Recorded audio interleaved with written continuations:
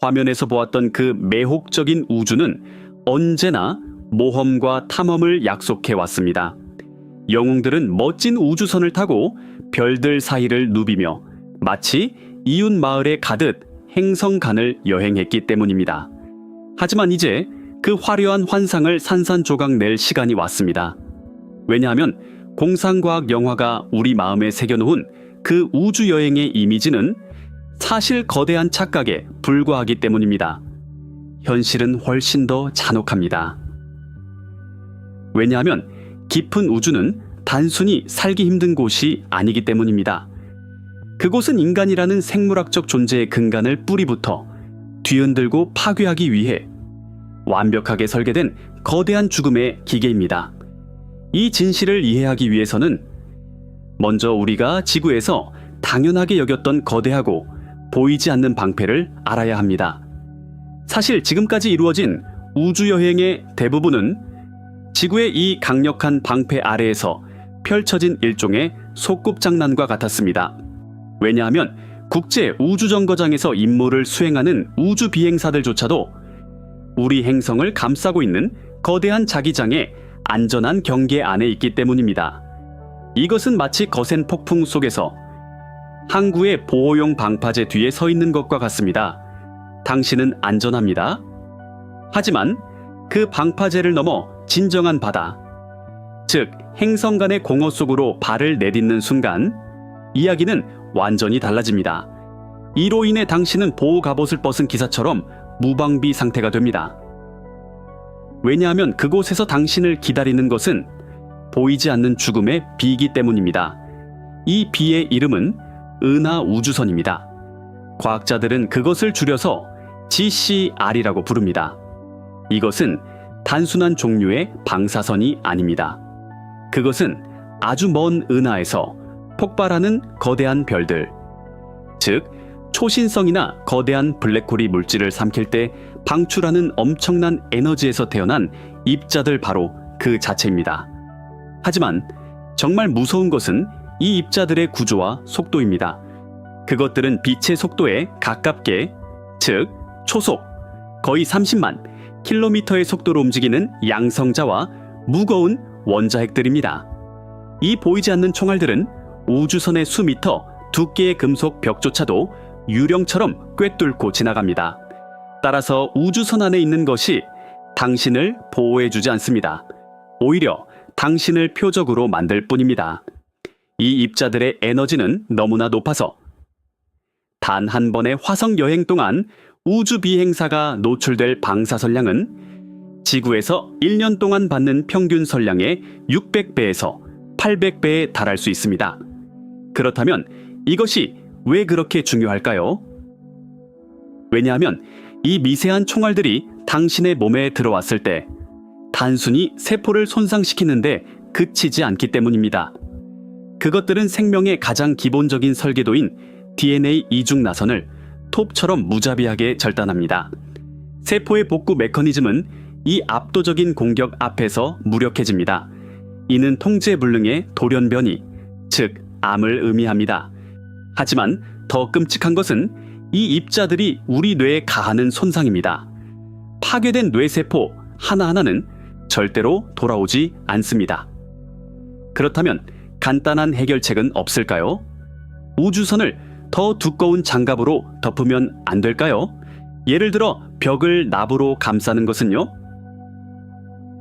바로 여기서 물리학이 우리에게 잔인한 농담을 던집니다. 왜냐하면 이 괴너지 입자들이 우주선의 금속벽에 부딪혔을 때 도미노 효과를 일으키기 때문입니다. 이 충돌은 2차 방사선이라 불리는 더 작지만 수적으로는 훨씬 더 많은 새로운 입자들을 주위에 흩뿌리게 만듭니다. 즉, 당신의 방패가 당신에게 더 많은 총알을 쏘는 적이 될 수 있다는 것입니다. 이 2차 방사선 폭우로부터 보호받기 위해서는 우주선을 수미터 두께의 나비나 거대한 물탱크로 덮어야 합니다. 하지만 이것은 우주선의 무게를 수천 톤이나 증가시킵니다. 현재의 어떤 로켓 기술도 이렇게 무거운 구조물을 지구의 중력에서 벗어나 우주로 쏘아 올릴 수 없습니다. 따라서 더 두꺼운 방패를 만드는 것은 종종 문제를 더욱 복잡하게 만듭니다. 이 역설은 우리를 가장 근본적인 질문으로 되돌려 놓습니다. 만약 외부의 적을 막을 수 없다면 그 적이 안으로 들어왔을 때 우리 몸에 정확히 무슨 일이 일어나는 걸까요? 그러니까 우리 손에 남은 것은 무엇일까요? 지구에서 우리를 보호하는 거대한 자기 방패. 그 방패 밖에서 우리를 사냥하기 위해 기다리는 수십억 개의 보이지 않는 총알들. 그리고 그 총알들을 막기 위한 우리의 모든 시도가 상황을 더욱 악화시킬 위험. 하지만 이것은 우리 몸이 우주에서 왜 파산하는지를 설명하는 방정식의 첫 번째이자 가장 단순한 부분에 불과했습니다. 왜냐하면 이 보이지 않는 총알들이 우리 몸에 들어왔을 때 단지 우리의 DNA를 파괴하는 데 그치지 않기 때문입니다. 그것들은 생명의 가장 기본적인 설계도를 겨냥하여 신체의 자가 복구 메커니즘을 붕괴시키고 이 과정은 몸이 안에서부터 썩기 시작하는 끔찍한 도미노 효과를 일으킵니다. 우리 세포 가장 깊은 곳에서 시작되는 이 파괴는 그리고 이 파괴는 단지 방사선의 소행만이 아닙니다. 왜냐하면 방사선이 외부에서 공격하는 적이라면 우리를 내부에서부터 무너뜨리는 더 교활하고 피할 수 없는 적이 또 있기 때문입니다. 바로 중력의 부재입니다.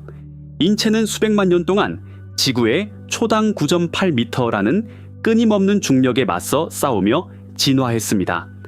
하지만 이 싸움이 끝나는 순간 우리 몸은 끔찍한 실수를 저지르기 시작합니다. 자신의 존재를 유지하기 위해 설계된 이 지능적인 시스템이 갑자기 스스로를 파괴하기로 결정하는 것입니다. 이 자기 파괴 과정은 가장 먼저 우리의 골격에서 시작됩니다. 우리 몸은 극도로 경제적인 기계입니다. 사용하지 않는 부품에는 영양을 공급하고 싶어 하지 않습니다. 따라서 중력이 사라지면 우리 뇌는 더 이상 체중을 지탱할 필요가 없는 강한 뼈들을 사치품으로 간주합니다. 이 순간부터 뼈를 만드는 세포, 조골세포는 게을러집니다. 하지만 뼈를 파괴하는 세포, 파골세포는 최대 속도로 계속 작동합니다. 그 결과는 끔찍합니다. 우주 비행사들은 우주에서 보내는 메달, 뼈, 질량의 1%에서 1.5%를 잃습니다. 이는 지구에서 중증 골다공증 환자가 1년 동안 잃는 뼈의 양과 같습니다. 특히 몸의 무게를 지탱하는 엉덩이뼈, 넙다리뼈, 그리고 척추는 마치 물에 담근 분필처럼 녹아내리기 시작합니다. 하지만 진짜 재앙은 이 녹아내린 뼈들이 어디로 가느냐는 것입니다. 칼슘이 혈류로 섞여 들어갑니다. 이 때문에 혈중 칼슘 수치가 위험할 정도로 높아지고 신장에서 돌처럼 단단한 결정체, 즉 신장 결석을 형성하기 시작합니다. 병원이 없는 우주 한복판에서 이 견딜 수 없는 고통은 우주 비행사를 완전히 무력화시킬 수 있는 재앙입니다. 하지만 뼈가 녹는 동안 우리의 근육은 훨씬 더 빠른 속도로 사라집니다. 왜냐하면 우리가 인지하지 못하는 사이에도 지금 이 순간 당신의 등과 다리 근육은 당신을 똑바로 세우기 위해 중력에 맞서 계속 일하고 있기 때문입니다. 우주에서는 이 임무가 완전히 사라집니다. 따라서 단 몇 주 만에 우주 비행사는 근육량의 20% 이상을 잃을 수 있습니다. 이는 단지 힘이 약해지는 것을 의미하지 않습니다. 왜냐하면 근육은 우리 몸의 신진대사를 조절하는 거대한 엔진이기 때문입니다. 이 엔진이 작아진다는 것은 전체 시스템이 느려진다는 것을 의미합니다. 우주 비행사들은 매일 2시간 이상 기계에 몸을 묶고 강도 높은 운동을 합니다. 하지만 이것은 24시간 내내 우리 몸을 작동시키는 중력을 대체할 수 없습니다. 이 운동들은 단지 붕괴의 속도를 조금 늦추는 절망적인 노력일 뿐입니다. 자, 수개월간의 이 여정 끝에 화성에 착륙했다고 상상해 보십시오. 당신 자신의 체중만으로도 종이처럼 얇아진 당신의 뼈를 부러뜨리기에 충분할 것입니다. 따라서 인류의 그 위대한 발걸음은 사실 고통스러운 붕괴로 끝날 수 있습니다. 우리 몸의 자기 배신은 뼈에만 국한되지 않습니다. 왜냐하면 훨씬 더 기묘하고 교활한 과정이 우리 몸의 체액에서 일어나고 있기 때문입니다. 지구에서는 중력이 우리의 피와 체액을 계속해서 다리 쪽으로 끌어당깁니다. 우리의 심장은 이 피를 다시 위로 펌프질하도록 설계되었습니다. 하지만 중력이 사라지면 이 균형은 뒤집힙니다. 다리에 머물러야 할 수 리터의 체액이 갑자기 가슴과 머리로 몰려듭니다. 이 때문에 우주 비행사들의 얼굴은 붓고 코는 막히며 다리는 새 다리처럼 가늘어집니다. 뇌는 이 상황을 오류로 인식합니다. 몸의 체액이 너무 많다고 생각하고 신장에 몸에서 물을 배출하라는 신호를 보냅니다. 결과적으로 우주 비행사들은 지속적인 탈수와 혈액량 감소 상태를 겪습니다. 하지만 가장 끔찍한 결과는 우리의 눈에서 나타납니다. 머리 부분의 이 과도한 체액 압력은 안구 뒤쪽의 시신경을 물리적으로 압박합니다. 이 상태를 우주 비행 관련 신경 안구 증후군 또는 줄여서 SANS라고 합니다. 안구의 뒷부분이 평평해지고 시신경이 부어오르며 시야가 서서히 흐려집니다. 이것은 안경으로 교정할 수 있는 문제가 아닙니다.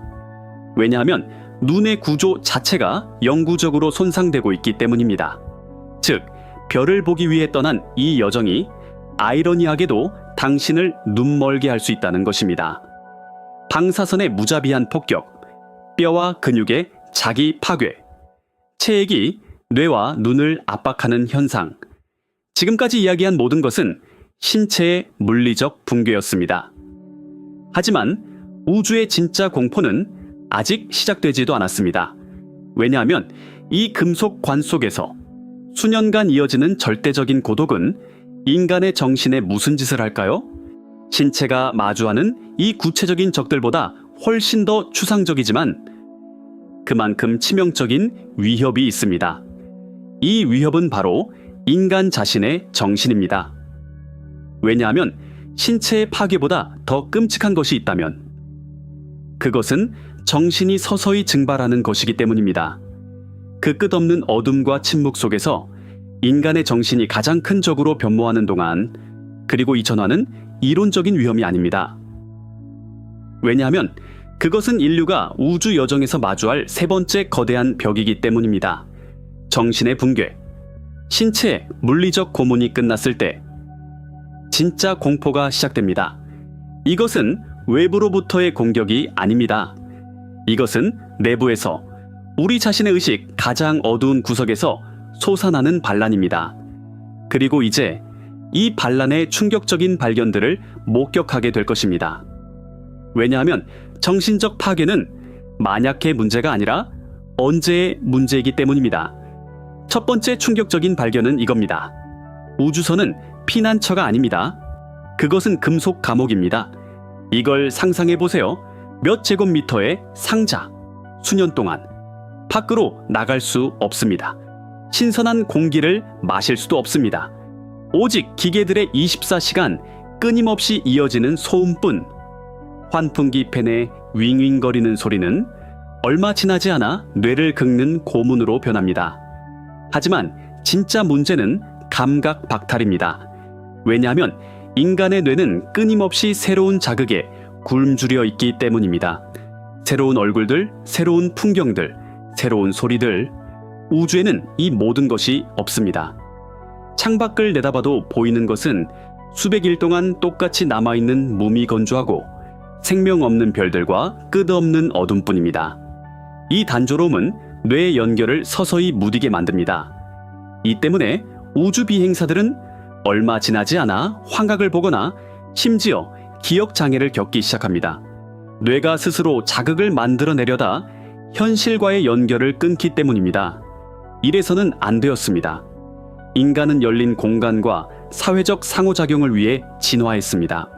우리를 이토록 좁은 공간에 이토록 오래 가두는 것은 우리의 생물학적 설계에 대한 모욕입니다. 하지만 이 감옥의 가장 잔인한 고문은 물리적인 것이 아닙니다. 심리적인 것입니다. 과학자들은 이것을 지구 박탈 증후군이라고 부릅니다. 이것이 두 번째이자 더 깊은 충격입니다. 왜냐하면 지금까지 우주로 간 모든 우주 비행사는 창밖을 내다볼 때 항상 그 푸른 행성을 보았기 때문입니다. 그 푸른 점은 그들의 닻이었습니다. 그들의 집이었습니다. 돌아갈 곳이었습니다. 하지만 깊은 우주 여정에서는 이 닻이 끊어집니다. 지구는 먼저 작은 공으로 변합니다. 그 다음엔 점으로. 그리고 어느 순간 그 점은 다른 수백만 개의 별과 구별할 수 없게 됩니다. 바로 그 순간이 인간 정신이 부서지는 순간입니다. 모든 사랑하는 사람들, 모든 기억, 모든 인류 역사가 그 보이지 않는 점 안에 있습니다. 그리고 당신은 우주의 끝없는 공허 속에 홀로 있습니다. 이것은 단순한 향수병이 아닙니다. 이것은 실존적 단절입니다. 당신의 뿌리가 우주에서 뽑혀나가는 것을 느끼는 것입니다.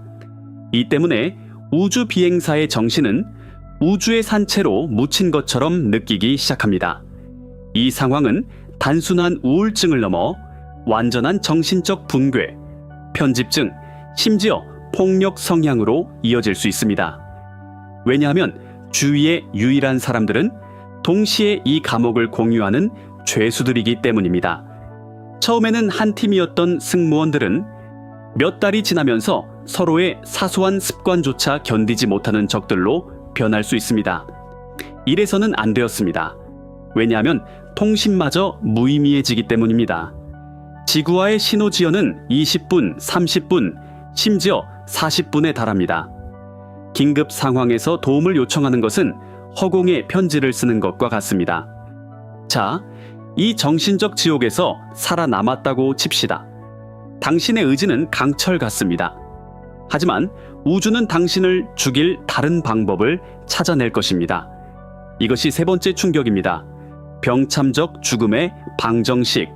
왜냐하면 이것이 가장 차갑고 가장 잔인한 현실이기 때문입니다. 우주선은 완벽한 폐쇄, 생태계여야만 합니다. 당신이 마시는 모든 물방울, 당신이 쉬는 모든 숨결은 100% 재활용되어야 합니다. 외부로부터의 보급은 없기 때문입니다. 이는 오늘의 당신의 소변이 내일의 당신의 커피가 될 것이라는 의미입니다. 이 시스템은 수천 개의 부품으로 이루어진 믿을 수 없을 정도로 복잡한 기계입니다. 그리고 단 하나의 부품이 고장나는 것이 연쇄적인 재앙을 촉발합니다. 예를 들어 이산화탄소 정화 장치가 고장나면 당신은 자신이 내쉰 공기에 서서히 질식하게 됩니다. 정수 필터가 막히면 며칠 안에 갈증으로 죽게 됩니다. 이 시스템은 수년 동안 오류 없이 작동해야 합니다. 하지만 물리 법칙은 이를 허용하지 않습니다. 왜냐하면 우주의 모든 시스템은 시간이 지남에 따라 붕괴되고 더 많은 무질서, 즉 엔트로피로 향하기 때문입니다. 어떤 기계도 영원히 완벽하게 작동할 수 없습니다. 따라서 화성으로 가는 우주선은 사실상 시한폭탄입니다. 그 안에 우주 비행사들은 어떤 부품이 언제 고장날지 모른 채 그저 기다릴 뿐입니다. 이래서는 안 되었습니다. 왜냐하면 이 방정식의 가장 잔인한 부분은 로켓 방정식이기 때문입니다. 우주선에 추가하는 예비 부품 1kg마다 그것을 발사하기 위해 수톤의 연료가 더 필요합니다. 이것은 우주선을 더 무겁게 만들고 이는 더 많은 연료를 의미합니다. 이것은 악순환입니다. 그리고 이 순환은 우리를 피할 수 없는 결론으로 이끕니다.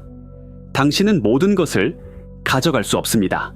정신적 붕괴, 심리적 속박, 그리고 언제든 고장날 수 있는 생명 유지 장치. 우주는 당신을 죽일 수많은 방법을 제공합니다. 하지만 이 시나리오들 중 어느 것도 아마도 가장 끔찍하고 가장 원시적이며 가장 잔인한 것만큼 공포스럽지는 않을 것입니다. 왜냐하면 이 모든 시스템이 완벽하게 작동하더라도 가장 약한 고리는 또다시 인간 자신이기 때문입니다. 우리 자신의 생물학, 만약 이 금속 감옥에서 수백만 킬로미터 떨어진 곳에서 간단한 질병이 발생하면 어떻게 될까요? 왜냐하면 우주의 가장 큰 충격은 기술이 무력해지는 바로 그 순간에 시작되기 때문입니다. 인간의 몸이 가장 단순한 방식으로 병들었을 때. 왜냐하면 우주의 가장 큰 충격은 기술이 무력해지는 바로 그 순간에 시작되기 때문입니다. 인간의 몸이 가장 단순한 방식으로 병들었을 때. 이 상황은 단순한 불편함이 아니라 즉각적인 사형 선고가 됩니다. 이것이 인류의 우주 여정의 네 번째이자 아마도 가장 잔인한 벽입니다. 의학적 무력함. 왜냐하면 지구에서 수백만 킬로미터 떨어진 곳에서는 도움을 요청한다는 것이 존재하지 않기 때문입니다. 오직 침묵만이 존재할 뿐입니다. 이것이 네 번째 충격입니다. 지구에서 평범한 맹장염은 우주에서는 해결책이 없는 재앙입니다. 왜냐하면 상황을 진단할 전문가가 없기 때문입니다. 빛의 속도라는 절대적인 한계 때문에 지구에 있는 의사에게 배가 아파요라는 메시지를 보내고 답장을 받기까지 화성의 궤도에 따라 40분 이상이 걸릴 수 있습니다. 그 시간 동안 당신의 맹장은 터져서 몸을 중독시키기 시작할 수 있습니다. 하지만 승무원 중 한 명이 기본적인 외과 훈련을 받았다고 칩시다. 그리고 그 불가능한 결정을 내립니다. 수술. 바로 그 순간 공상과학은 공포 영화로 변합니다. 중력이 없는 상태에서 메스로 연 상처에서 뿜어져 나오는 피는 바닥으로 떨어지지 않습니다. 그것은 표면 장력으로 뭉쳐져 공중에 떠다니는 거대한 붉은 구름으로 변합니다. 이 끈적한 피 한 개는 외과 의사의 시야를 가립니다. 민감한 전자 장비 속으로 스며듭니다. 심지어 다른 승무원의 호흡기로 들어가 그들을 질식시킬 수도 있습니다. 내장 기관들은 중력에 의해 고정되어 있지 않기 때문에 복강 안에서 이리저리 떠다닙니다. 이래서는 안 되었습니다. 왜냐하면 지구에서의 가장 간단한 의료 절차조차 중력 법칙에 기반하기 때문입니다. 그 법칙이 사라지면 우리가 아는 의학은 끝이 납니다. 이는 우주에서 간단한 치통조차 통제 불가능한 감염과 죽음으로 이어질 수 있다는 것을 의미합니다. 하지만 진짜 생물학적 배신은 우리와 함께 여행하는 보이지 않는 승객들에게서 옵니다. 이것이 다섯 번째이자 마지막 충격입니다. 우리 자신의 몸이 적의 소굴로 변합니다. 왜냐하면 인간의 몸은 수조 개의 박테리아와 바이러스와 함께 살아가기 때문입니다. 지구에서 이 미세한 생태계는 우리의 면역 체계와 균형을 이루고 있습니다. 하지만 우주에서 이 균형은 산산조각납니다. 한편으로는 방사선, 스트레스, 무중력의 영향으로 우주 비행사의 면역 체계가 50% 이상 약화됩니다. 다른 한편으로는 우주선 안에 바로 그 방사선이 이 박테리아와 바이러스의 돌연변이 속도를 믿을 수 없을 정도로 증가시킵니다. 지구에서 무해했던 박테리아가 우주에서는 항생제 내성을 가진 초공격적인 살인자로 변할 수 있습니다. 이것은 그야말로 공상과학의 악몽입니다. 당신 자신의 몸에 지니고 다니는 미생물들이 당신을 사냥하기 위해 진화합니다. 그리고 당신은 그들에게 가장 취약한 순간에 있습니다. 우주선에 폐쇄된 환경은 이 슈퍼 미생물들이 퍼지기에 완벽한 배양 접시입니다. 심지어 당신이 가져간 약들도 안전하지 않습니다. 왜냐하면 끊임없는 방사선 폭격이 약의 화학 구조를 파괴하여 효과를 없애거나 더 나쁘게는 독성 화합물로 바꿀 수 있기 때문입니다. 이래서는 안 되었습니다. 왜냐하면 우리를 살리기 위해 설계된 그 폐쇄된 금속 상자가 사실상 우리를 죽이기 위한 완벽한 생물학 무기 공장이 되었기 때문입니다.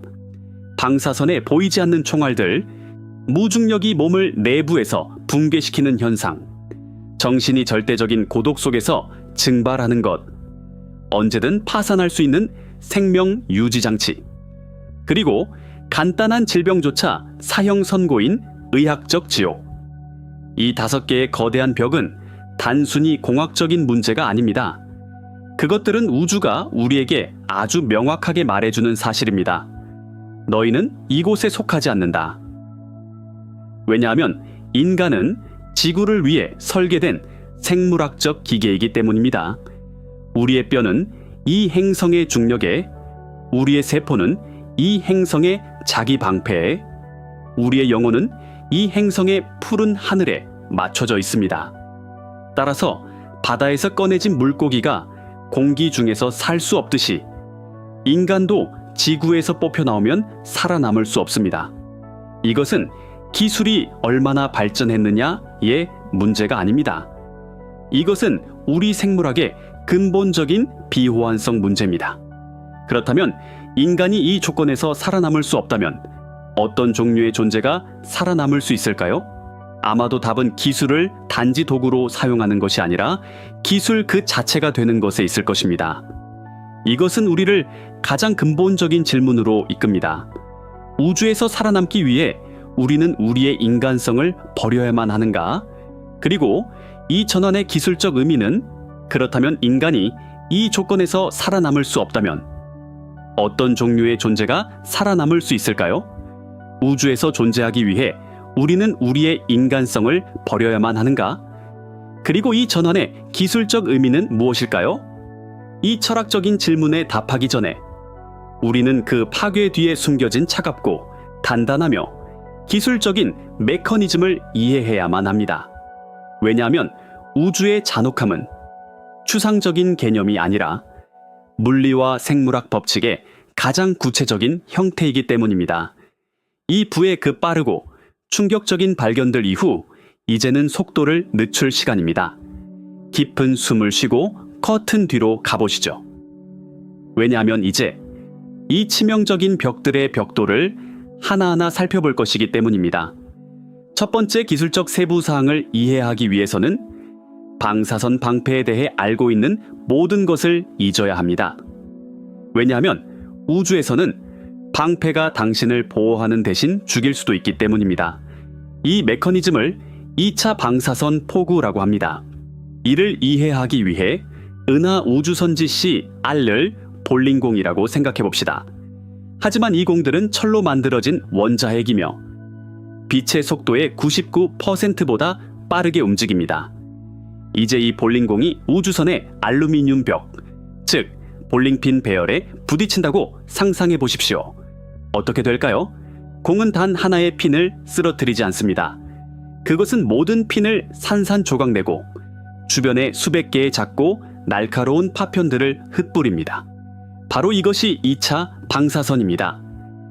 왜냐하면 그 괴너지 철핵이 우주선의 알루미늄 원자핵과 충돌했을 때 핵분열 반응을 일으키기 때문입니다.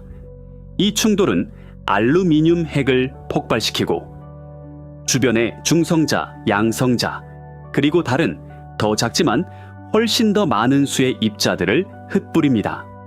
즉, 안으로 들어온 하나의 큰 총알이 우주선 내부에 수백 개의 작은 총알로 이루어진 파편 효과를 만들어낸다는 것입니다. 따라서 방패를 조금 더 두껍게 하는 것은 때때로 문제를 더욱 악화시킵니다. 왜냐하면 방패가 두꺼울수록 그 첫 번째 볼링공이 충돌하고 부술 볼링핀이 더 많아지기 때문입니다. 이는 우주선 내부를 더욱 위험한 방사선 숲으로 만듭니다. 진정한 보호를 제공하기 위해서는 이 입자들을 느리게 하고 흡수할 수 있는 물질이 필요합니다. 과학자들은 이를 위해 가장 좋은 물질이 물이나 폴리에틸렌과 같이 수소가 풍부한 물질이라는 것을 발견했습니다. 수소의 단순한 핵은 이 입자들을 부수는 대신 느리게 만들기 때문입니다. 하지만 화성 임무에서 완전한 보호를 제공하기 위해 필요한 물 방패의 두께는 1m를 넘어야 합니다. 이는 우주선에 수백 톤의 추가 무게를 더하는 것을 의미합니다. 이것은 로켓 방정식의 잔혹함 때문에 거의 불가능합니다. 이제 두 번째 기술적 세부 사항으로 무중력이 어떻게 우리 몸을 내부에서부터 붕괴시키는지 살펴보겠습니다. 왜냐하면 이 과정은 볼프의 법칙으로 알려진 기본적인 생물학적 원리의 잔인한 결과이기 때문입니다. 이 법칙은 말합니다. 뼈는 가해지는 하중에 따라 스스로를 재구성한다.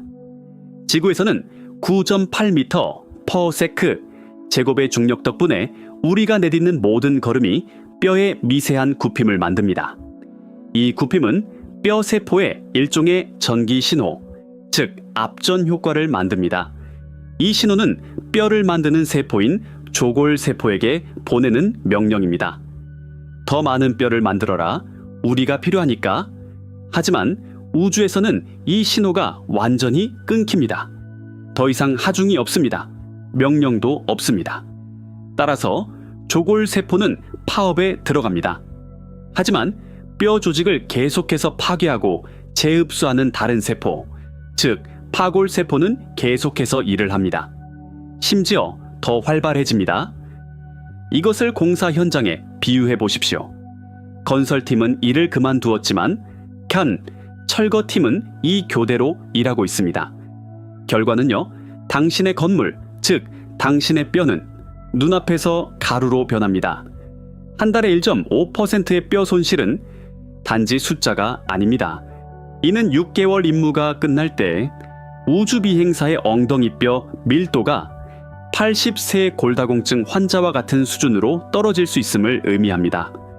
우주비행사들이 하루에 2시간 이상 하는 그 강도 높은 운동은 이 철거팀을 조금 늦추는 데 불과합니다. 왜냐하면 그 운동들은 지구에서 24시간 내내 우리 뼈에 하중을 가하는 중력의 지속적인 신호를 절대로 대체할 수 없기 때문입니다. 따라서 화성의 중력이 지구의 38%에 불과한 곳에 발을 디딘 우주비행사의 뼈는 자신의 체중조차 견디지 못하고 부러질 수 있습니다. 세 번째 기술적 메커니즘은 아마도 가장 기이할 것입니다. 신체의 유압 시스템 파산, 즉 우주비행 관련 신경안구 증후군 SANS 뒤에 숨겨진 물리학입니다. 지구에서 우리 혈관에 있는 약 2리터의 혈액과 체액은 중력에 의해 끊임없이 다리 쪽으로 끌어당겨집니다. 심혈관계는 이 아래로 향하는 힘에 맞서 혈액을 뇌로 펌프질하기 위해 진화한 정교한 시스템입니다. 하지만 우주에서는 이 시스템이 한순간에 무의미해집니다. 아래로 끄는 힘이 없기 때문입니다. 따라서 보통 다리에 머물러야 할 그 2리터의 체액이 즉시 위쪽 가슴과 머리로 몰려듭니다. 몸의 상체에 갑자기 과도한 압력이 발생합니다. 이는 두개골 내부의 압력, 즉 두개내압, ICP를 위험한 수준으로 높입니다. 이제 당신의 뇌가 물풍선 안의 섬세한 호두라고 생각해 보십시오. 그 풍선 안의 수압이 증가하면 호두는 모든 방향에서 압박받기 시작합니다. 바로 SANS가 이것입니다. 이 증가된 압력은 안구 뒤에서 뇌로 가는 시신경에 지속적인 압박을 가합니다. 이 압박은 신경의 부종, 유두 부종을 일으키고 안구 뒷벽이 물리적으로 평평해지게 만듭니다. 국제우주정거장에서 장기간 머문 우주비행사의 60% 이상에서 이 증후군의 다양한 정도가 관찰되었습니다. 이것은 단순한 근시가 아닙니다. 왜냐하면 눈의 구조 자체가 영구적으로 변하고 있기 때문입니다. 이 상태의 장기적인 영향은 아직 완전히 알려져 있지 않습니다. 하지만 과학자들은 이것이 수년간의 화성 여정에서 완전한 실명으로 이어질 수 있다고 우려하고 있습니다. 우리 몸의 체액 관리 시스템은 중력 없이 어떻게 작동해야 하는지 모르기 때문입니다. 그리고 이 무지의 대가는 우주를 볼 수 있게 해주는 우리의 눈이 치르고 있습니다. 2차 방사선이 내부에서 일으키는 파편 효과, 뼈의 건설과 파괴 균형의 완전한 붕괴, 그리고 체액이 뇌와 눈을 익사시키는 홍수로 변하는 것. 이 세 가지 메커니즘은 우주가 어떻게 인간의 몸을 체계적으로 파괴하는지를 기술적 수준에서 보여줍니다. 하지만 이것은 단지 몸 자체의 내부 전쟁이었습니다. 그렇다면 그를 살려야 할 외부 시스템은 어떨까요? 그 복잡한 생명 유지 장치의 톱니바퀴는 정확히 어떻게 돌아가며, 더 중요하게는 그 톱니바퀴 중 하나가 부러졌을 때 전체 기계가 어떻게 한순간에 멈추는 걸까요? 왜냐하면 그 닫힌 상자 안의 화학적 균형은 완벽한 칼날 위입니다. 왜냐하면 인간은 존재 자체로 주변을 끊임없이 오염시키는 생물이기 때문입니다.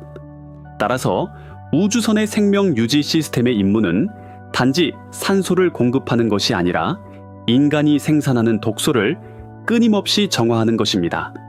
이것이 네 번째이자 가장 민감한 기술적 메커니즘입니다. 폐쇄 루프 생명 유지 시스템 EC/LSS의 잔인한 수학입니다. 이 시스템을 스스로 정화하는 거대한 수족관이라고 생각해 보십시오.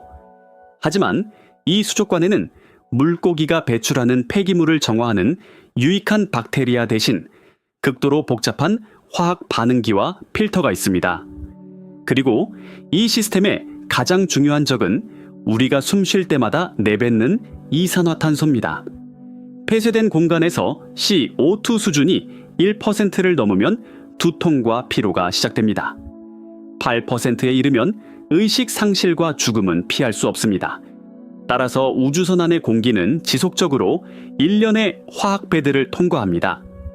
국제우주정거장에서 사용되는 사바티의 반응기가 이 시스템의 심장입니다. 이 반응기는 우주 비행사가 내쉰 이산화탄소 CO2와 물의 정이분해로 얻은 수소 H2를 받아들입니다. 약 300도에서 400도 섭씨의 온도에서 니켈 촉마에 의해서 이 두 기체를 반응시켜 메탄시 H4과 순수한 물 H2O를 생산합니다. 생산된 물은 음용이나 산소 생산에 재사용됩니다. 메탄은 보통 우주로 배출됩니다. 이는 믿을 수 없을 정도로 효율적인 시스템처럼 보이지만 한 가지 약점이 있습니다. 취약성. 사바티의 반응에 필요한 고온과 고압은 시스템 부품을 지속적으로 마모시킵니다. 촉마에 배드는 시간이 지남에 따라 오염되어 효율성을 잃습니다. 그리고 가장 중요한 것은 이 시스템이 100% 폐쇄되지 않았다는 것입니다. 왜냐하면 메탄가스와 함께 일부 탄소 원자가 영구적으로 시스템에서 배출되기 때문입니다. 이는 시간이 지남에 따라 시스템의 총물과 산소 양이 서서히 감소함을 의미합니다. 이 손실은 몇 달간의 임무에서는 용납될 수 있습니다. 하지만 수년간의 화성 여정에서는 이 작은 누출들이 합쳐져 치명적인 물과 산소 부족을 초래할 수 있습니다. 하지만 이산화탄소는 시작에 불과합니다. 왜냐하면 생명 유지 시스템의 진짜 악몽은 물의 재활용이기 때문입니다. 이것이 다섯 번째 기술적 메커니즘으로 공학에서 가장 역겹지만 가장 중요한 분야입니다. 우주선의 모든 물방울은 금보다 더 가치가 있습니다. 따라서 우주 비행사의 소변, 땀, 샤워물, 심지어 호흡 중의 습기까지도 수집하여 다시 식수로 만들어야 합니다. 국제우주정거장의 물 회수 시스템 WRS는 이 작업을 세 단계로 수행합니다. 첫째, 소변은 증류 장치로 보내집니다.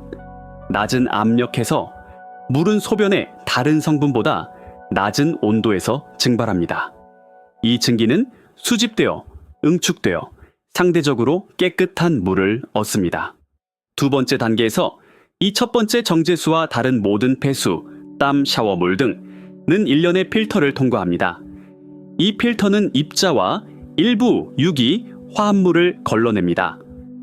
하지만 진짜 마법은 세 번째이자 마지막 단계에서 일어납니다. 촉마의 반응 산화. 이 단계에서 물은 고온과 고압에 노출됩니다. 이 조건에서 물에 남아있는 가장 완고한 유기, 오염물질, 박테리아, 바이러스, 화학물질조차도 산소와 반응하여 이산화탄소와 순수한 물로 분해됩니다. 이 시스템은 물의 85% 이상을 회수할 수 있습니다. 이것은 놀라운 비율입니다. 하지만 완벽하지는 않습니다.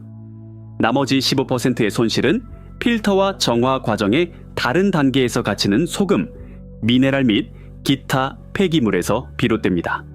이는 시스템이 완전히 자급자족할 수 없다는 것을 의미합니다. 정기적으로 새로운 물 보충이나 적어도 필터 및 반응기 부품 교체가 필요합니다. 그리고 다시 로켓 방정식에 잔혹함이 작용합니다. 수년 동안 쓸 예비 필터를 가져갈 수는 없습니다. 왜냐하면 이것은 우주선의 무게를 발사 한계를 훨씬 넘어서게 하기 때문입니다. 따라서 정수 시스템에 단 하나의 펌프가 고장나거나 필터 하나가 예상보다 빨리 막히는 것은 모든 승무원이 느리고 고통스럽게 갈증에 시달리게 됨을 의미합니다.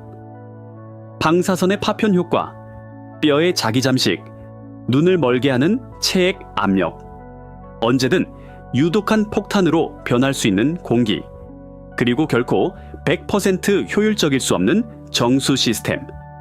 이 기술적 세부 사항들은 우주가 왜 그토록 용서 없는 곳인지를 명백히 보여줍니다. 그것들은 인간 공학과 생물학이 우주의 기본 법칙 앞에서 얼마나 취약한지를 보여주는 증거입니다. 우리는 물과 산소로 가득 찬 중력으로 형성된 자기 방패로 보호받는 행성에 연약한 산물입니다. 이 조건들 중 단 하나라도 사라지면 시스템은 붕괴됩니다. 하지만 이 모든 기술적 어려움과 생물학적 악몽은 이야기의 한 면일 뿐이었습니다. 왜냐하면 인류의 가장 큰 힘은 불가능해 보이는 문제 앞에서 보여주는 놀라운 창의력이기 때문입니다. 이제 이 치명적인 벽들을 넘어서기 위해 개발된 공상과학 같지만 완전히 실제적인 그 놀라운 해결책들을 볼 시간입니다. 왜냐하면 과학자들은 단지 문제를 분석하는데 그치지 않고 그것들을 극복하기 위해 자연과 물리학의 법칙에 도전하고 있기 때문입니다. 이제 우리는 절정으로 다가가고 있습니다. 인간의 지능이 우주의 잔혹함에 맞서는 이 전쟁의 가장 흥미진진한 전선으로 나아가면서 던져야 할 큰 질문은 이것입니다. 과연 우리는 이 전쟁에서 정말로 이길 수 있을까? 아니면 단지 피할 수 없는 끝을 미루고 있는 것일까?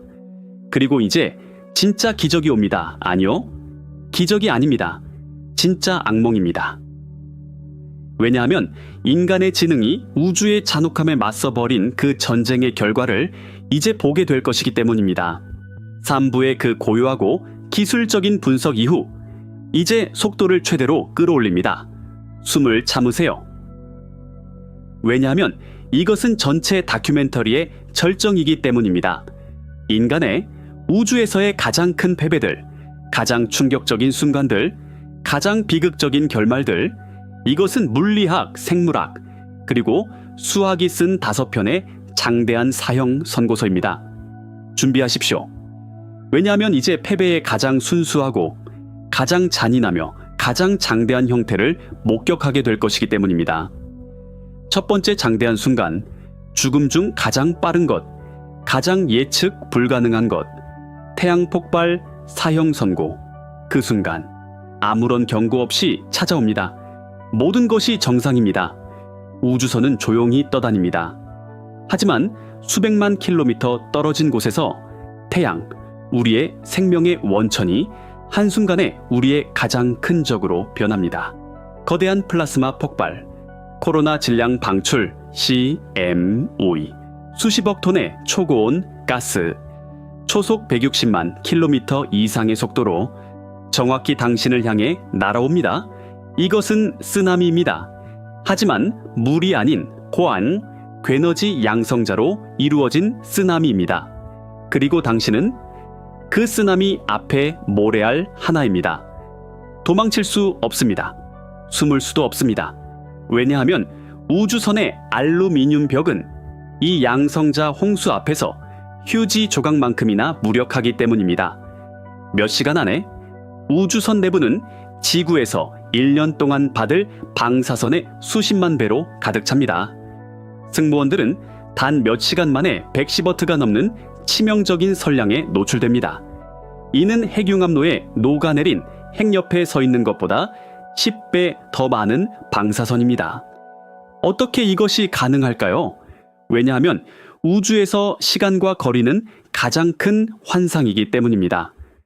태양은 가까워 보입니다. 하지만 그 폭발의 빛이 당신에게 도달했을 때, 즉 폭발을 당신이 보았을 때 그 치명적인 입자들은 이미 길을 떠난 후입니다. 최고의 경보 시스템조차도 당신에게 몇 시간이 아닌 단 몇 분을 벌어줄 뿐입니다. 이것은 폭풍이 온다는 것을 집이 무너지는 동안에야 알게 되는 것과 같습니다.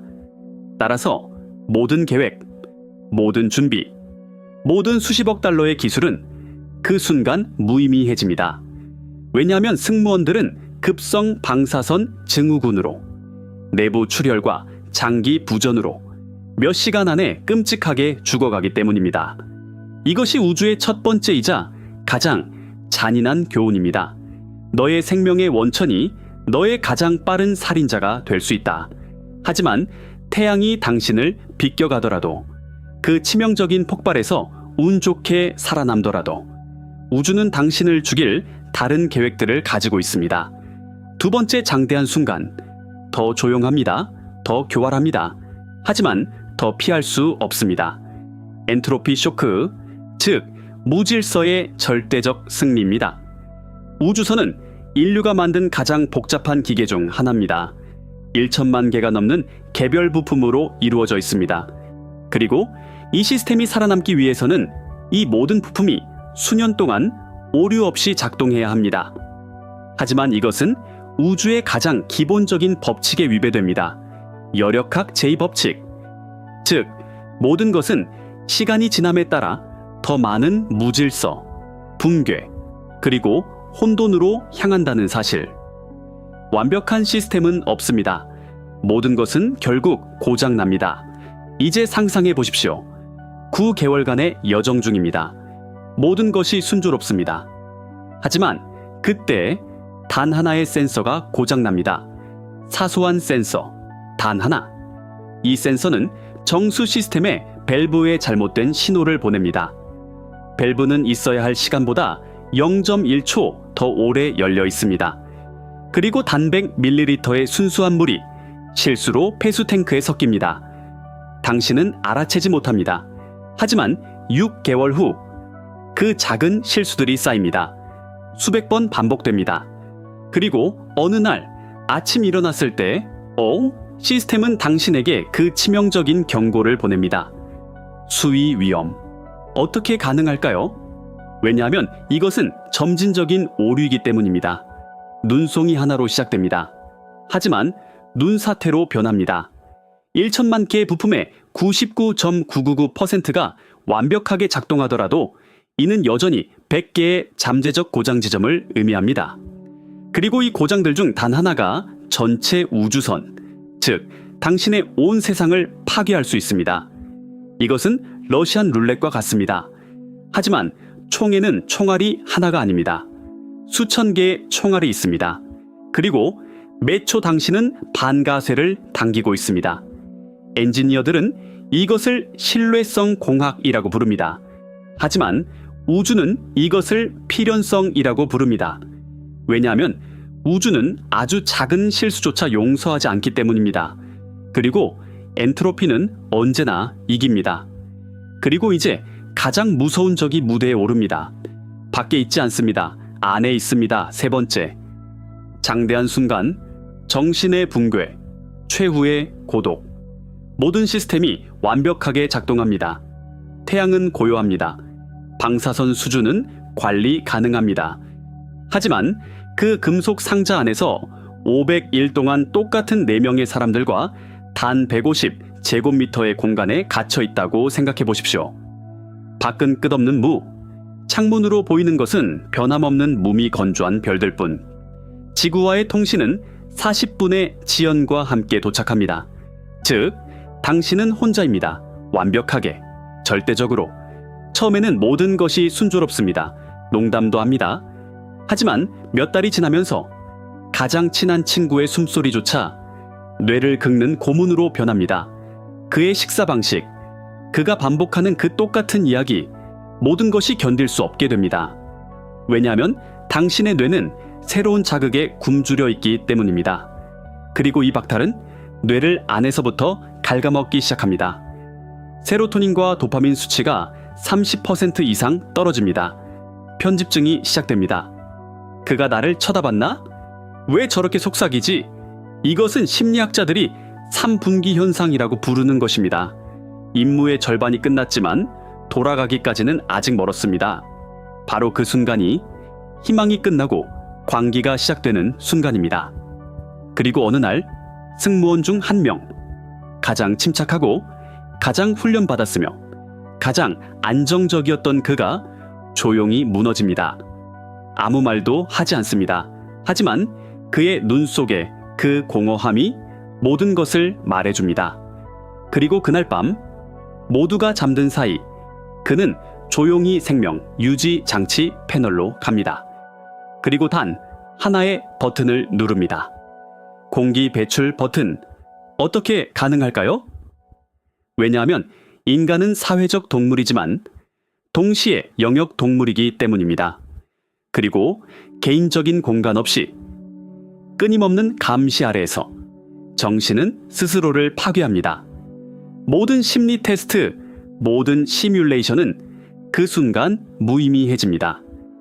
왜냐하면 어떤 시뮬레이션도 지구가 더 이상 별과 다르지 않다는 그 실존적 공포를 당신에게 경험하게 할 수 없기 때문입니다. 이것이 우주의 가장 비극적인 아이러니입니다. 당신을 죽이는 것은 운석이나 고장이 아니라 당신 옆에 있는 사람이다. 하지만 당신이 이것 또한 극복했다고 칩시다. 믿을 수 없는 의지로 광기의 경계에서 춤을 추며 살아남았습니다. 그리고 바로 그 순간 9개월, 10개월간의 그 지옥 같은 여정의 끝. 당신의 눈앞에 붉은 행성 화성 커집니다. 커집니다. 그리고 마침내 착륙을 시작합니다. 네 번째 장대한 순간. 도착 순간의 붕괴. 인류를 위한 그 위대한 발걸음. 하지만 당신에게는 마지막 발걸음, 우주선 문이 열립니다. 그리고 당신은 그 붉은 땅에 발을 내딛기 위해 움직입니다. 하지만 당신의 몸이 당신을 배신합니다. 왜냐하면 9개월 동안 무중력에 적응한 당신의 심장, 근육, 뼈는 이제 행성의 중력과 어떻게 싸워야 할지 잊어버렸기 때문입니다. 화성의 중력은 지구의 38%에 불과합니다. 단 3.7m per 세크 제곱. 하지만 이것은 그 순간 당신에게 압도적인 부담입니다. 일어서는 순간 머리로 몰렸던 수리터의 피가 갑자기 다리로 쏟아져 내립니다. 뇌는 순식간에 피가 부족해집니다. 눈앞이 캄캄해집니다. 그리고 당신은 쓰러집니다. 하지만 이것은 단순한 실신이 아닙니다. 왜냐하면 그 9개월 동안 20%를 잃은 당신의 뼈, 그 분필처럼 부서지기 쉬운 엉덩이 뼈와 척추가 당신 자신의 체중이 만들어낸 그 작은 충격에도 산산조각 나기 때문입니다. 골절, 수십 개의 미세 골절, 그리고 25% 작아지고 약해진 당신의 심장은 그 갑작스러운 혈액 고임을 감당하지 못합니다. 쇼크 상태에 빠집니다. 어떻게 가능할까요? 왜냐하면 살아남기 위해 당신이 한 모든 것이 도착했을 때 당신을 죽이기 위해 합쳐졌기 때문입니다. 당신의 몸은 무중력에 너무나 완벽하게 적응해서 더 이상 중력의 존재를 견딜 수 없습니다. 이것은 심해어가 수면으로 끌어올려졌을 때 압력 차이로 터지는 것과 같습니다. 여정 그 자체가 도착지를 불가능하게 만들었습니다. 승리의 순간이 가장 잔인한 처형의 순간으로 변했습니다. 5개의 벽, 5개의 무덤, 태양의 분노, 엔트로피의 필연적인 승리, 정신의 자기 어둠 속에서의 익사, 그리고 도착 순간의 그 비극적인 붕괴. 우주는 인간을 파괴하기 위해 수많은 시나리오를 썼습니다. 하지만 이 시나리오들 중 어느 것도 아마도 가장 교활하고 가장 혐오스러운 것만큼 공포스럽지는 않을 것입니다. 왜냐하면 가장 큰 위협은 외부에서 오지 않기 때문입니다. 그것은 처음부터 우리 안에 있었습니다. 그리고 이제 그 보이지 않는 적이 어떻게 깨어났는지, 어떻게 괴물로 변했는지, 그리고 인간의 몸을 어떻게 전쟁터로 만들었는지 보게 될 것입니다. 왜냐하면 마지막 장대한 순간은 우리 자신의 생물학이 우리에게 건 전쟁이기 때문입니다. 그리고 이 전쟁의 의미는 절대적이고 피할 수 없는 패배입니다. 왜냐하면 마지막 장대한 순간은 우리 자신의 생물학이 우리에게 건 바로 그 전쟁이기 때문입니다. 그리고 이것은 모든 시나리오 중 가장 끔찍합니다. 왜냐하면 적은 성 안에 있기 때문입니다. 처음부터. 다섯 번째이자 마지막 장대한 순간, 생물학적 반란, 돌연변이 지옥, 우리 몸은 하나의 생태계입니다. 수조 개의 박테리아, 바이러스, 곰팡이로 가득 찬 세상. 지구에서 이 내부 세계는 우리 면역 체계와 섬세한 균형을 이루고 있습니다. 하지만 우주에서 이 균형은 산산조각납니다. 왜냐하면 두 가지 끔찍한 일이 동시에 일어나기 때문입니다. 첫째, 당신의 방어 시스템이 붕괴됩니다.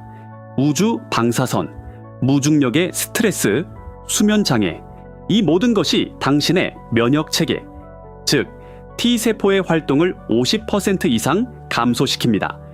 당신의 방어벽이 무너집니다.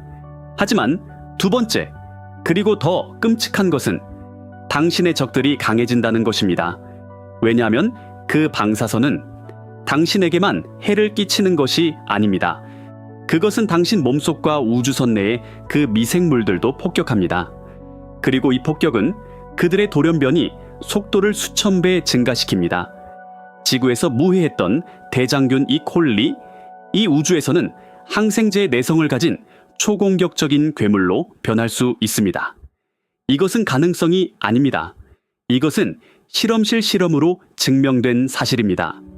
나사의 우주왕복선 임무에서 살모넬라균이 우주에서 3배 더 치명적으로 변하고 항생제의 7배 더 많은 내성을 갖게 된 것이 관찰되었습니다. 어떻게 이것이 가능할까요? 왜냐하면 미생물들은 이 스트레스가 많은 환경에서 살아남기 위해 진화하기 때문입니다. 그들은 빠르게 진화합니다. 그리고 그 폐쇄되고 습한 우주선 환경은 이 새로운 슈퍼 미생물들이 퍼지기에 완벽한 배양기입니다. 이것은 생물학적 시한폭탄입니다. 어느 날 승무원 중 한 명이 간단한 상처 때문에 감염됩니다. 보통 항생제 한 알로 나을 감염. 하지만 이번에는 그 약이 듣지 않습니다. 왜냐하면 박테리아는 이제 그 약을 비웃고 있기 때문입니다. 감염이 퍼집니다. 열이 오릅니다. 그리고 폐열성 쇼크가 시작됩니다. 어떤 의사도 어떤 약도 도울 수 없는 곳에서 당신은 자신이 키운 괴물에 의해 천천히 살해당합니다. 이것이 우주의 가장 크고 가장 아이러니한 승리입니다. 인간을 자신의 생물학으로 공격하는 것. 하지만 이 생물학적 반란은 단지 몸 안에 머물지 않습니다. 그것은 정신도 장악합니다. 이것이 6번째이자 자레라 가장 예상치 못한 장대한 순간입니다. 뇌의 자기 잠식, 미세하교세포 활성화 증후군. 이것은 가장 새롭고 가장 무서운 발견 중 하나입니다. 우리 뇌에는 자체 면역 세포가 있습니다. 그것들을 미세하교세포라고 부릅니다. 보통 그들의 임무는 뇌를 청소하고 죽은 세포와 노폐물을 제거하는 것입니다. 그들은 뇌의 청소부입니다. 하지만 만성적인 방사선과 스트레스 해서 이 청소부들은 미쳐버립니다. 통제를 잃습니다. 그리고 건강한 뇌세포, 즉 뉴런을 공격하기 시작합니다. 이것은 자가면역 질환과 같습니다. 하지만 뇌에서 일어납니다. 미세아 교세포들은 뉴런 사이의 귀중한 연결, 즉 시냅스를 먹기 시작합니다. 이는 뇌가 안에서부터 염증을 일으키는 것을 의미합니다. 결과는요, 인지적 재앙입니다. 우주비행사는 간단한 임무를 기억하는데 어려움을 겪습니다. 의사결정 능력이 손상됩니다. 감정 상태가 계속 변합니다. 그리고 최악은 기억 상실이 시작된다는 것입니다. 수개월간의 임무 후 우주 비행사는 지구로 돌아왔을 때 가족의 얼굴을 알아보는데 어려움을 겪을 수 있습니다. 어떻게 이것이 가능할까요? 왜냐하면 뇌는 신체의 나머지 부분과 격리된 기관이 아니기 때문입니다. 신체가 노출되는 모든 스트레스, 모든 염증은 혈뇌 장벽을 넘어 뇌에 영향을 미칩니다. 우주에서 신체는 지속적인 경보 상태에 있습니다. 그리고 이 경보는 뇌의 자체 면역 시스템을 반란으로 이끕니다. 쥐를 대상으로 한 실험에서 단기간의 우주 비행에 해당하는 방사선에 노출되는 것만으로도 뇌의 기억 및 학습센터에 영구적인 손상을 초래하고 알츠하이머병과 유사한 증상을 나타낸다는 것이 밝혀졌습니다. 이는 우주 비행이 단지 몸뿐만 아니라 영혼과 기억까지도 훔쳐간다는 것을 의미합니다. 이것은 한 인간이 존재할 수 있는 가장 비극적인 결말입니다. 돌아왔지만 자신이 누구인지 잊어버린 채로, 그리고 마지막으로 7번째 장대한 순간, 아마도 가장 철학적이지만 가장 확실한 것, 기술의 절대적 항복, 트랜스휴머니스트의 필연, 이 5개의 벽, 이 6개의 장대한 죽음을 본 후 단 하나의 진실이 드러납니다. 인간, 이 모습 그대로 이 생물학적 살과 뼈로 이루어진 구조로는 우주에서 살아남을 수 없습니다. 그렇다면 해결책은 무엇일까요? 해결책은 인간을 바꾸는 것입니다. 하지만 이것은 더 많은 운동을 하거나 더 좋은 비타민을 먹는 것이 아닙니다. 이것은 인간의 정의를 뿌리부터 바꾸는 것입니다. 아마도 방사선의 내성을 갖기 위해 우리의 유전자를 물곰의 유전자와 결합해야 할 것입니다. 크리스퍼 기술로 우리의 DNA를 다시 써서 세포 복구 메커니즘을 1000배 더 효율적으로 만들 것입니다. 아마도 무중력의 영향을 피하기 위해 여정 내내 신진대사를 거의 0으로 낮추는 일종의 인공 동면, 즉 동면 상태에 들어갈 것입니다. 하지만 이것도 충분하지 않습니다. 왜냐하면 그 민감한 유기적인 뇌는 여전히 위험 요소이기 때문입니다. 그렇다면 아마도 해결책은 그 의식, 그 기억을 더 내구성 있는 플랫폼으로 옮기는 것일 겁니다. 기계로, 실리콘 칩으로 유기적 신체의 그 연약한 감옥에서 벗어나 불멸의 기계적 신체로 우주를 여행하는 것. 어떻게 이것이 가능할까요? 왜냐하면 기술은 이제 더 이상 도구가 아니기 때문입니다. 그것은 다음 진화 단계가 되고 있습니다. 이것은 선택이 아닐 수도 있습니다. 이것은 필연일 수 있습니다. 왜냐하면 우주는 우리에게 우리의 생물학적 형태가 이 여정에 부적합하다는 것을 수없이 보여주었기 때문입니다. 이것이 인류의 끝을 의미할까요? 아니면 새로운 시작일까요? 그 기계적 신체로 여행하는 존재는 여전히 인간일까요? 이 질문들의 답은 과학보다는 철학에 속합니다. 하지만 진실은 이것입니다. 별에 도달하는 대가는 우리의 인간성을 뒤로하고 떠나는 것일 수 있습니다. 태양의 분노, 엔트로피의 승리, 정신의 붕괴, 도착 순간의 추락, 생물학적 반란, 뇌의 자기 잠식, 그리고 인류의 종말. 이 7개의 장대한 순간들은 우리에게 같은 고통스러운 진실을 말해줍니다. 우리는 이 우주의 여행자가 아니라 이 행성의 죄수입니다. 어쩌면 포로일지도 모릅니다. 이 모든 충격적인 발견들, 이 장대한 패배들은 우리를 갈림길로 데려왔습니다. 멈춰서 생각할 시간, 이 광란의 속도 이후 이제는 진정하고 이 모든 일들이 우리에게 여기 지구에서 무엇을 의미하는지 물어볼 시간입니다. 왜냐하면 우주가 우리에게 보낸 가장 중요한 메시지는 아마도 별들에 있는 것이 아니라 바로 여기 우리 발밑에 있기 때문입니다. 그렇다면 이것이 우리에게 무엇을 의미할까요? 우리는 우주 탐험의 꿈을 포기해야 할까요? 아니면 이 꿈을 위해 인간이란 무엇인가를 다시 정의해야 할까요? 이 질문의 답은 우리의 미래의 열쇠가 될 수 있습니다. 왜냐하면 이것은 단지 우주 모험이 아니라 우리 존재의 가장 깊은 의미를 찾는 여정이기 때문입니다. 그리고 이제 우리는 자문합니다. 그 7번의 장대한 패배 이후, 그 충격적인 절정 이후, 이제 우리는 스스로에게 가장 근본적이고 가장 정직한 질문을 던집니다. 우리가 말한 모든 것, 이 모든 잔인한 진실들은 우리에게, 이 푸른 행성 위에서 지금 숨쉬고 있는 우리에게 무엇을 의미할까요? 사부의 그 어지러운 속도 이후 이제 멈춰서서 생각할 시간입니다. 속도를 늦춥니다. 왜냐하면 이제부터 나올 것들은 망원경이 아니라 우리의 영혼으로 바라보아야 할 풍경들이기 때문입니다. 우주가 우리에게 물리와 생물학의 언어로 들려준 이 이야기에 철학적 깊이로 들어갈 시간입니다. 왜냐하면 우주가 우리에게 보여준 모든 벽은 동시에 우리 내부를 향해 열린 창문이기 때문입니다. 그리고 그 창문으로 내다보았을 때 우리가 가장 먼저 보는 것은 가장 근본적이고 가장 충격적인 우리의 역설입니다. 이것이 첫 번째이자 가장 큰 우리의 모순입니다. 감옥과 보금자리, 한편으로는 이전 장들에서 본 그 잔인한 진실들이 있습니다. 우리의 생물학은 이 행성의 중력 초당 9.8m라는 그 일정한 힘에 묶여 있습니다. 우리의 세포는 이 행성의 자기 방패라는 보호막 없이는 살아남을 수 없습니다. 우리의 정신은 이 행성의 푸른 하늘과 푸른 풍경 없이는 광기의 경계로 내몰립니다.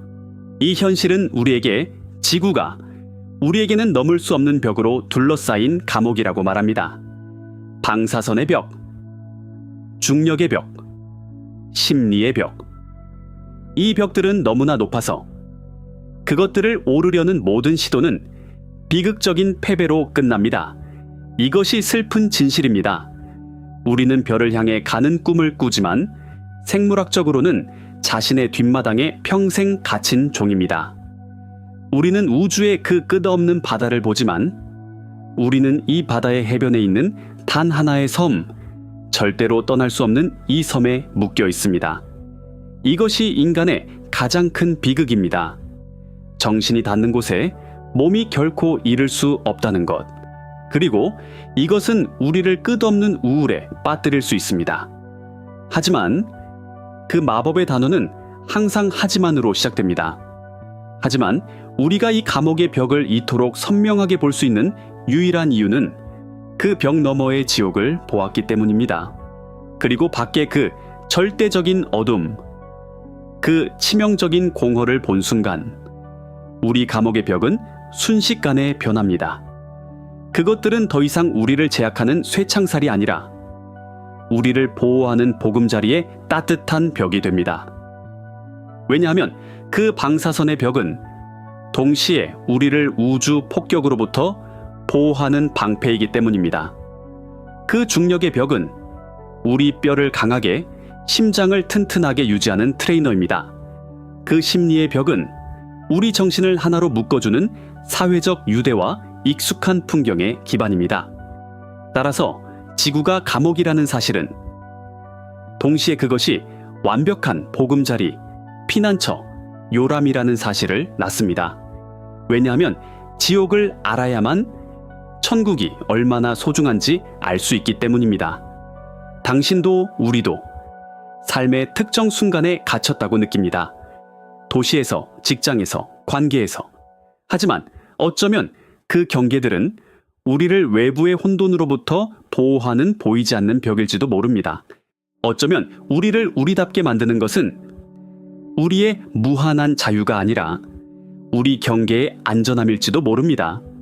왜냐하면 인간은 무한한 공허 속이 아니라 경계가 명확하고 따뜻한 보금자리에서 자라고 발전하며 의미를 찾기 때문입니다.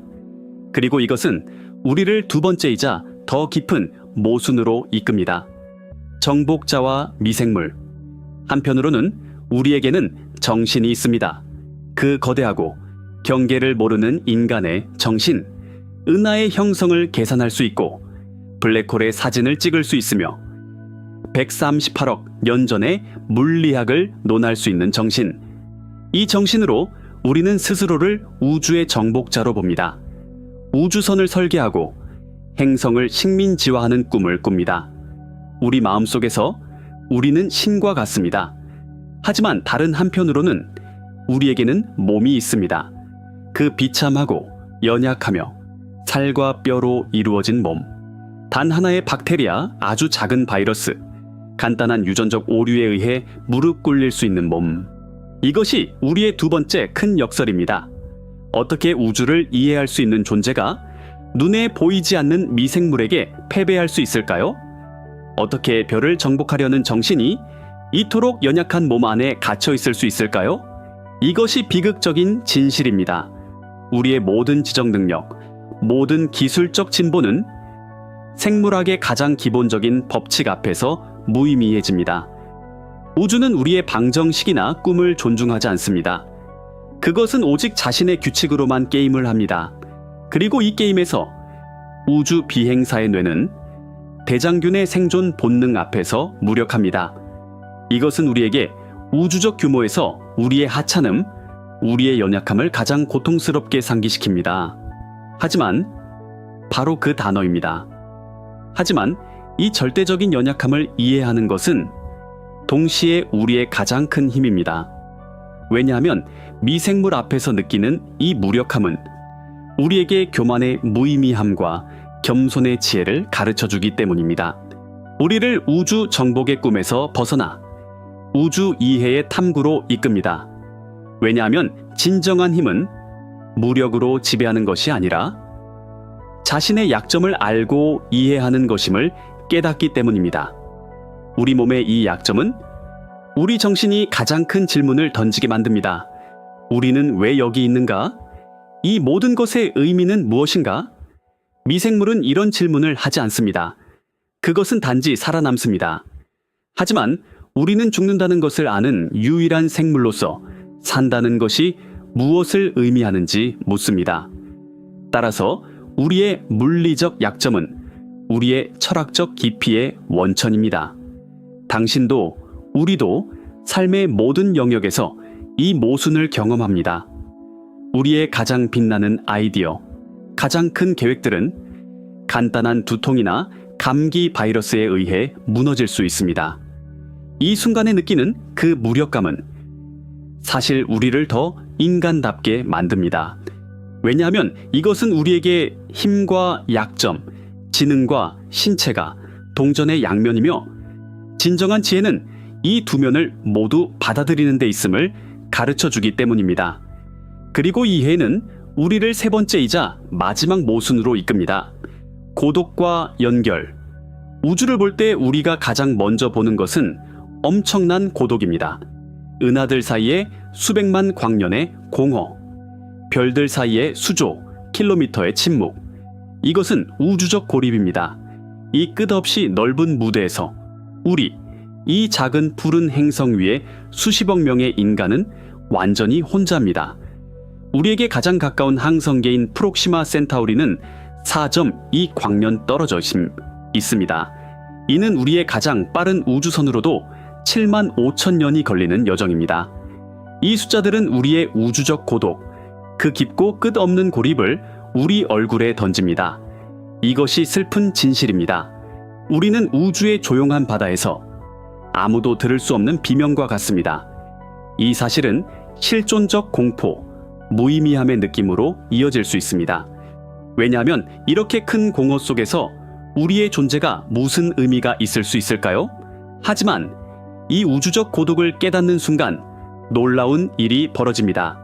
왜냐하면 이 고독이 우리를 서로에게 더 가깝게 만들기 때문입니다.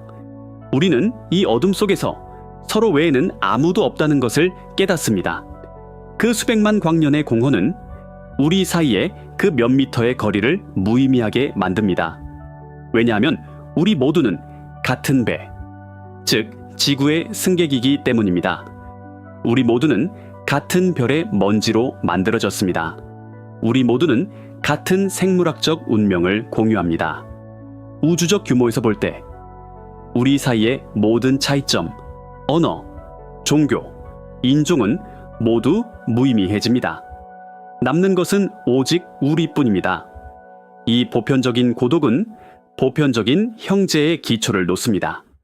왜냐하면 이것은 우리를 외부의 적에 맞서 단결시키는 것이 아니라 외부의 그 절대적인 침묵에 맞서 단결시키기 때문입니다. 당신도 우리도 때로는 매우 외롭다고 느낍니다. 군중 속에서도. 하지만 그 순간 하늘을 보며 당신과 같은 하늘을 보고 당신과 같은 질문을 하는 수십억 명의 사람이 있다는 것을 기억할 수 있습니다. 그리고 당신은 깨닫게 될 것입니다. 우리는 우리의 고독을 공유함으로써 사실 전혀 외롭지 않다는 것을, 우리는 이 우주의 가장 큰 역설입니다. 고독하지만 함께, 감옥과 보금자리, 정복자와 미생물, 고독과 연결, 이 세 가지 큰 모순은 우주가 우리 자신에 대해 가르쳐준 가장 깊은 교훈들입니다.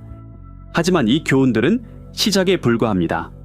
왜냐하면 이 모순들을 넘어 이 역설들의 교차점에서 또 다른 진실이 있기 때문입니다. 그리고 이 진실은 시간 자체와 관련이 있습니다. 왜냐하면 이 이야기는 단지 공간에 대한 것이 아니라 시간과도 관련이 있기 때문입니다. 우주의 그 상상할 수 없는 나이 앞에서 우리의 짧은 존재의 의미는 무엇일까요? 왜냐하면 시간의 화살은 우리에게 네 번째이자 가장 잔인한 모순을 보여줍니다. 순간과 영원.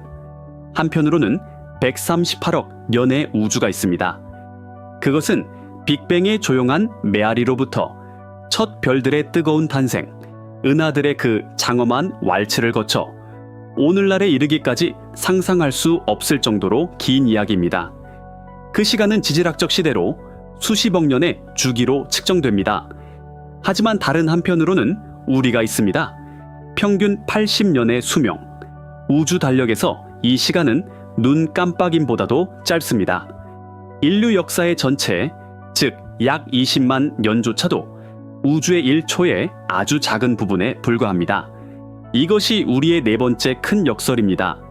어떻게 시간의 바다에서 한 방울도 되지 못하는 존재가 그 바다 전체를 상상할 수 있을까요? 어떻게 자신의 존재가 한순간의 섬광에 불과한데 영혼 자체에 대해 생각할 수 있을까요? 이것이 비극적인 진실입니다. 우리는 우주의 거대한 필름 스트립에서 단 하나의 프레임에 불과합니다. 우리는 그 영화의 시작도 끝도 볼 수 없습니다. 수십억 년 전에 일어난 일과 수십억 년 후에 일어날 일들을 우리는 단지 방정식과 이론의 희미한 그림자 속에서 짐작할 뿐입니다. 우리는 우주의 큰 축제에 너무 늦게 도착했고 너무 일찍 떠나야 할 손님들입니다. 그리고 이 사실은 우리의 존재를 무의미한 우연처럼 보이게 할 수 있습니다. 하지만 그 단 하나의 프레임이 되는 것, 그 순간적인 섬광 속에 우주의 다른 어느 곳에도 없는 기적이 숨겨져 있습니다.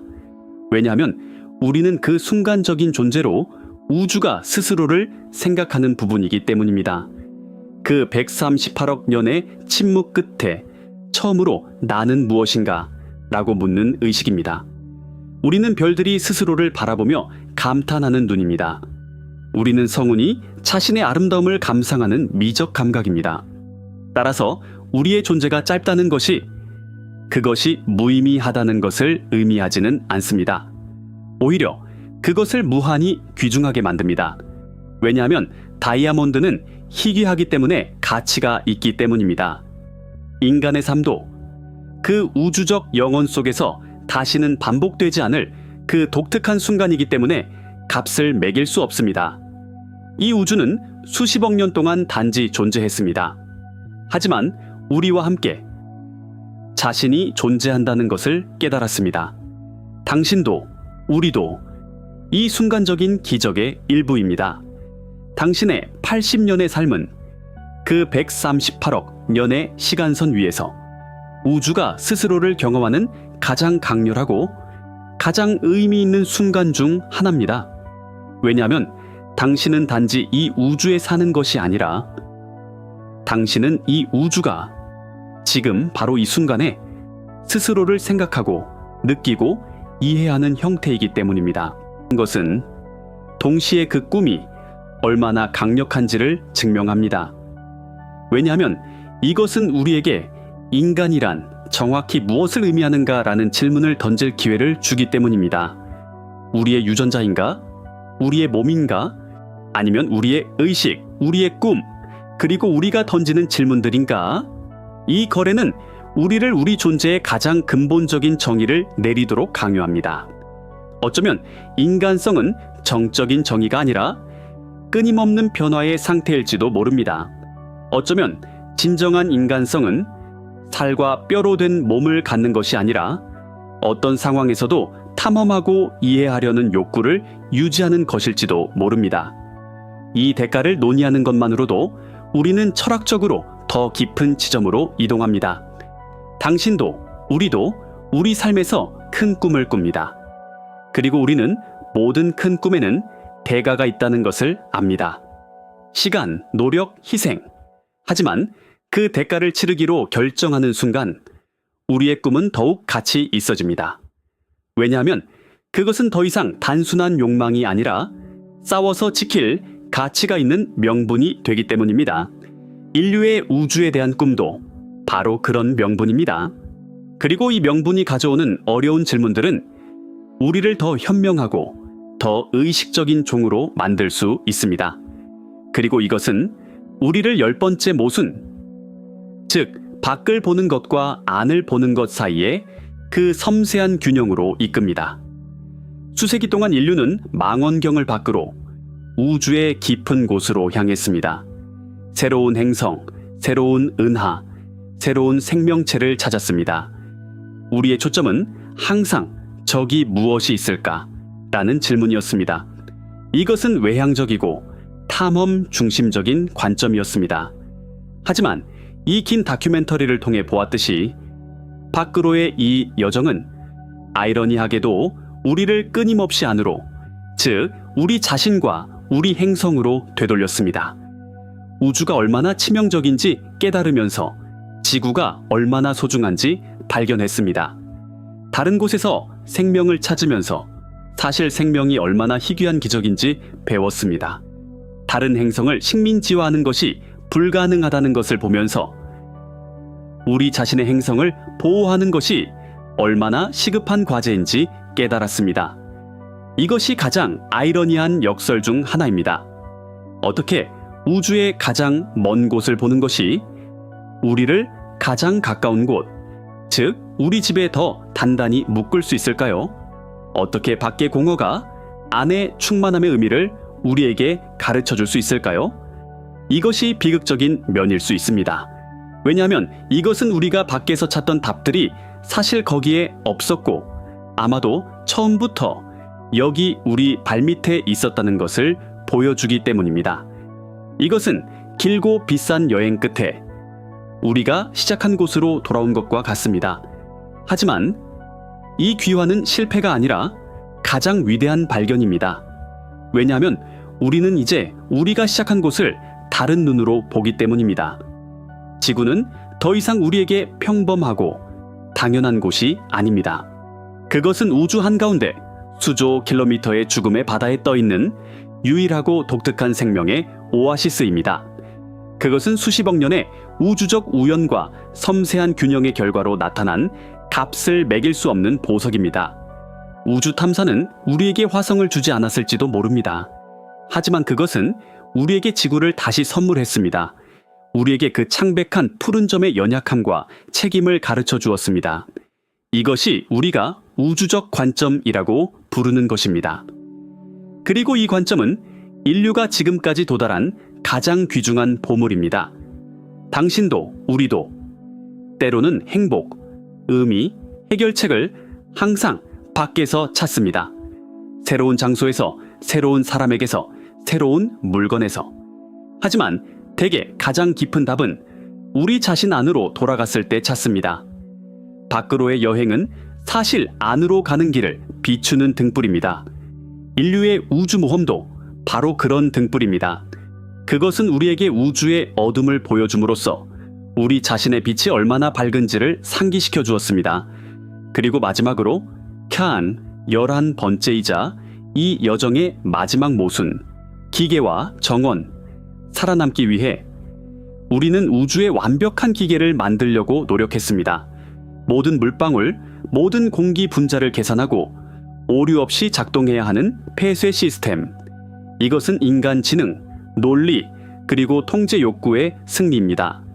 우리는 모든 것을 예측하고 모든 것을 관리하려는 엔지니어입니다. 하지만 이 다큐멘터리 내내 보았듯이 이 완벽한 기계조차도 우주의 기본 법칙 앞에서 무력합니다. 엔트로피, 즉 무질서는 항상 이깁니다. 왜냐하면 우리가 온 곳은 기계가 아니기 때문입니다. 정원입니다.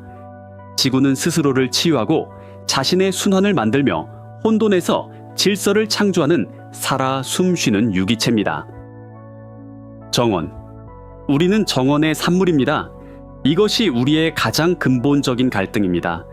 어떻게 정원에서 태어난 존재가 기계 안에서 살아남으려고 할 수 있을까요? 어떻게 자연의 그 끝없는 복잡성과 지혜를 우리 자신의 제한된 논리로 복사할 수 있다고 생각할 수 있을까요? 이것이 비극적인 진실입니다. 우리의 가장 발전된 생명 유지 시스템조차도 숲의 생태계 옆에서는 원시적이고 서투른 장난감과 같습니다. 우리는 자연의 일부를 가져다가 그것을 금속 상자에 가두려고 합니다. 하지만 그 부분은 정원에서 뽑히는 순간 죽기 시작합니다. 하지만 이 기계를 만들려는 노력은 우리에게 정원의 가치를 가장 구체적으로 가르쳐 줍니다. 왜냐하면 숲의 산소 생산 능력, 강의 물 정화 능력, 또는 흙의 영양소 재활용 지능을 모방하려고 할 때 우리는 사실 얼마나 기적적인 시스템 속에서 살고 있는지 깨닫기 때문입니다.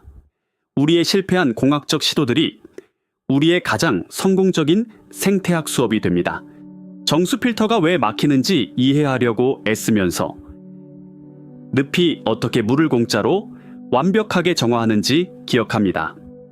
따라서 우주의 기계를 만들려는 우리의 꿈은 우리를 지구의 정원에서 더 나은 정원사가 되도록 격려합니다.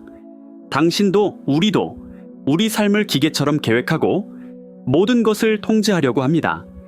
하지만 우리는 진정한 평화와 삶은 우리가 통제할 수 없는 순간들, 정원을 걸을 때, 빗방울을 볼 때, 즉 그 크고 살아있는 시스템에 우리 자신을 맡길 때 온다는 것을 압니다. 왜냐하면 우리는 기계의 톱니바퀴가 아니라 정원의 꽃들이기 때문입니다. 꿈과 대가, 밖을 보는 것과 안을 보는 것, 기계와 정원. 이 마지막 철학적 여정은 우리를 시작점으로, 즉 우리 자신에게로 되돌려 놓았습니다. 이제 우리는 이 이야기가 단지 우리가 우주에서 살아남지 못하는 이야기가 아니라는 것을 압니다. 이 이야기는 동시에 우리가 지구에서 어떻게 살아야 하는지에 대한 이야기입니다. 우주의 그 어두운 거울은 우리에게 우리 자신의 얼굴, 우리의 한계, 우리의 연약함, 그리고 동시에 그 놀라운 잠재력을 보여주었습니다. 그리고 이제 이 길고 깊고 때로는 힘든 여정의 끝에 가까워지면서 우리가 배운 모든 것을 한데 모아 그 궁극적인 결론에 도달할 시간입니다. 왜냐하면 이 모든 벽들, 이 모든 비극들, 그리고 이 모든 역설들은 우리에게 단 하나의 크고 충격적인 진실을 속삭이고 있기 때문입니다. 그리고 그 진실은 이 여정에서 인간의 몸이 우주의 거대한 법칙 앞에서 어떻게 무력해졌는지 보았습니다. 하지만 여러분께 말씀드리지 않은 것이 있습니다. 우주의 가장 작은 입자들은 이 법칙들 중 어느 것에도 따르지 않습니다. 양자 세계에서는 하나의 입자가 동시에 두 곳에 있을 수 있습니다. 그렇다면 이 기묘함이 별과 은하의 규모에서도 유효하다면 어떨까요? 다음 여정에서는 양자 물리학이 어떻게 우주를 다시 쓰고 있는지 탐험할 것입니다. 준비되셨습니까? 수백 년 동안 우리는 같은 질문을 해왔습니다. 우주의 끝은 어디인가? 이 질문을 쫓아 수십억 달러의 망원경으로 가장 먼 곳 130억 광년 너머를 겨냥했습니다. 하지만 아이러니하게도 우주의 끝을 찾으면서 가장 근본적인 진실을 놓치고 있었습니다. 발견은 완전한 충격이었습니다. 왜냐하면 우주에는 끝이나 가장자리가 없었기 때문입니다. 우주의 가장 오래된 빛인 우주, 마이크로파 배경 복사가 한 방향이 아닌 모든 방향에서 오고 있었습니다. 이 상황은 우주의 중심이 없다는 것을 증명했습니다. 따라서 우주의 모든 지점은 각자 관측 가능한 우주의 중심입니다. 즉 당신은 지금 당신의 930억 광년짜리 우주의 한가운데 서 있는 것입니다. 하지만 정말 상상할 수 없는 것은 이 관측 가능한 경계 너머에 무엇이 있느냐는 질문이었습니다. 아마도 무한. 만약 당신도 우주의 끝은 어디인가? 라는 질문의 답이 궁금하다면 좋아요와 팔로우를 눌러주세요. 왜냐하면 이 질문 자체가 왜 잘못되었는지 이해하게 될 테니까요. 시작합니다.